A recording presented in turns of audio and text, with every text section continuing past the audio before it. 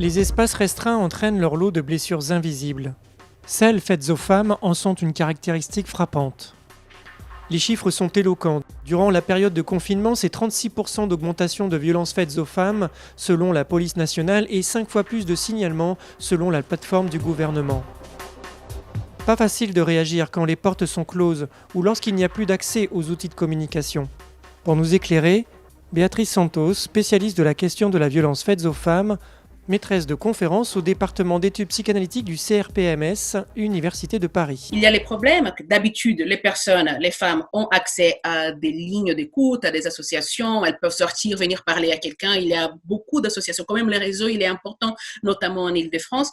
Quand elles sont à la maison et en plus à côté de la personne qui est l'agresseur, cette idée de l'accès à ce qui pourrait les aider devient plus compliquée. Donc, il y a eu cette idée de rendre un espace où elles peuvent se rendre de manière légitime, la pharmacie, comme un espace sûr où elles pourraient venir et dénoncer de manière un peu secrète. Donc, elles viennent et demandent un masque 19 et cela est le signe pour les pharmaciens qu'il faut prendre les coordonnées de ces femmes et les transmettre à quelqu'un qui pourrait accueillir cette demande d'aide.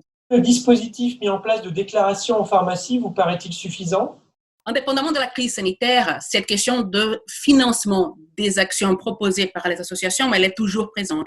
Donc, il y a eu cette idée au début du confinement de débloquer de l'argent ou faire une demande au gouvernement pour permettre la séparation entre ces femmes confinées et leurs agresseurs, dans le sens de payer des nuits d'hôtel pour ces hommes agresseurs pour qu'ils puissent être confinés loin de leur famille. Vous pensez donc que le combat de la dénonciation faite aux femmes ne sera pas relégué au second plan après les épisodes du confinement ? Moi, je pense que tous ces combats dont on parle dans la société et qui ont été un peu mis en suspens par les confinements, je pense qu'ils vont répondre.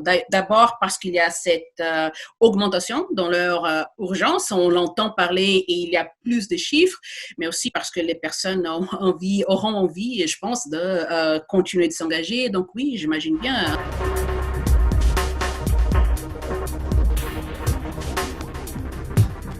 Béatrice Santos, vous avez co-conçu avec Laurie Laufer, la directrice du CRPMS, un diplôme universitaire sur la violence faite aux femmes. Vous pouvez nous en parler ?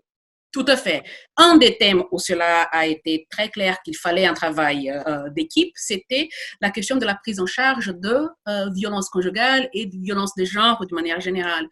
Parce que ces violences-là ont cet aspect politique lié à la différence des rapports de pouvoir entre hommes et femmes qu'il fallait pouvoir prendre en compte parce qu'il y a à la fois la question de la prise en charge clinique, le travail de suivi des personnes qui ont été, par exemple, victimes de violences, mais cette idée aussi structurelle de la violence qui dépasse la vie personnelle d'une femme ou d'un homme, mais qui est prise aussi dans la compréhension de comment une société s'organise et des rôles différents attribués aux femmes et aux hommes, et cela fait partie de ce qui produit les situations de violence.